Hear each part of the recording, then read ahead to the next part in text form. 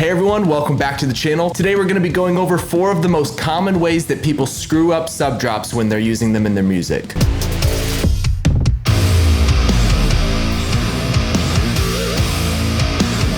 Now, one of the most common things that I see a ton of bands screwing up when I hear sub drops in their own music is that they're using sub drops that are in the wrong key. And even though the frequency of a sub drop drops, you're still gonna have an issue if the starting frequency is not matching the key of your guitars and bass. And as you can see here with the sub drop I put, it's A2, which matches the key of this track, and it's gonna blend in just a lot better than if we use something like C or something like that, which is a couple steps off. A real quick way to fix a sub drop that's out of key with your track is to pitch it, which you can do in most DAWs that allow you to pitch shift natively. You can also check out our drops pack, which just came out recently, and it has sub drops made for every key. You don't have to worry about doing any pitching, and there's 9 pre-mixed presets, so you don't have to worry about mixing them either. If you want to follow along with the rest of this video, you can also check out our free pack that's linked in the description. That pack includes a sub drop, which you can feel free to pitch however you'd like. The next thing that's going to help you make drops sound a little bit better in your music is using sidechain to control your bass. Now, sidechaining is not the only way to control the bass guitar when a sub drop comes in, but it's a really quick and effective way to get the bass out of the way just in time for the sub drop and make sure that it comes back just in time without having to do any crazy automation or anything like that. This is especially useful if you're just writing a song and you want to be able to have a good sounding demo at home, which is a lot of what we do on this channel. Now, if you're unfamiliar with sidechaining, a quick example of this is that we're going to essentially be turning down the volume of the bass as the sub drop gets louder. So the louder the sub drop is, the more the bass will be turned down. To set this up, put a compressor on the bass, add your sub drop as that sidechain input. And then all you need to do is get the level right to where it's turning down the bass just enough to make room for the sub. You don't want to completely neuter the bass guitar here, just turn it down enough to make room for the sub drop, because you still want an extra amount of low end during that sub drop and not for it to still even out. Here's a quick example of how that works.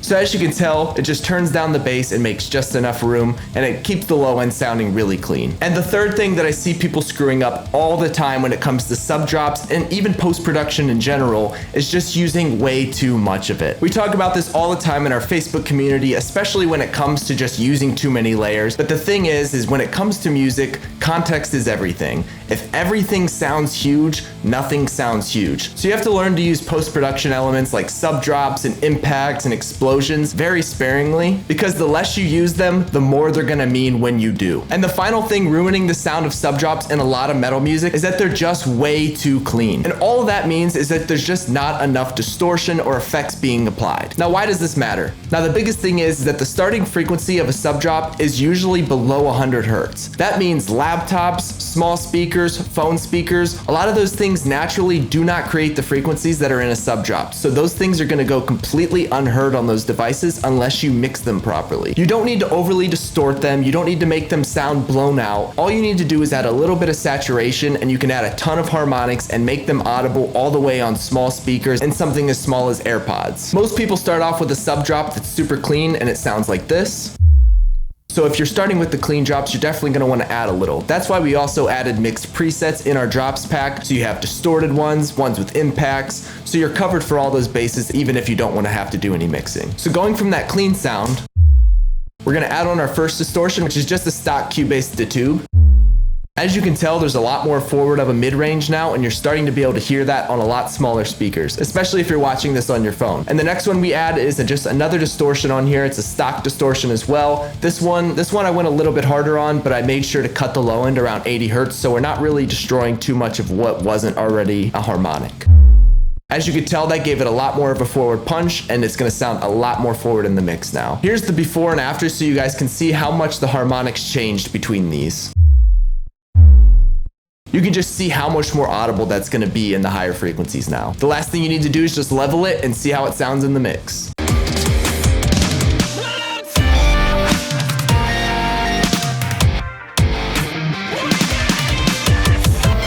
Those are the 4 things I see a lot of people struggling with when it comes to using sub drops in their mix. We hope this video helps and encourages you to use some post-production in your own music, whether it's with our samples or not. If you're looking for some new sub drops, be sure to check out the brand new drops pack on our website. It's only $15 and has over 450 sub drop samples pre-mixed and ready to go for your music. Thanks for watching. Let us know if there's anything else you guys want to see us cover in a video below, and happy songwriting.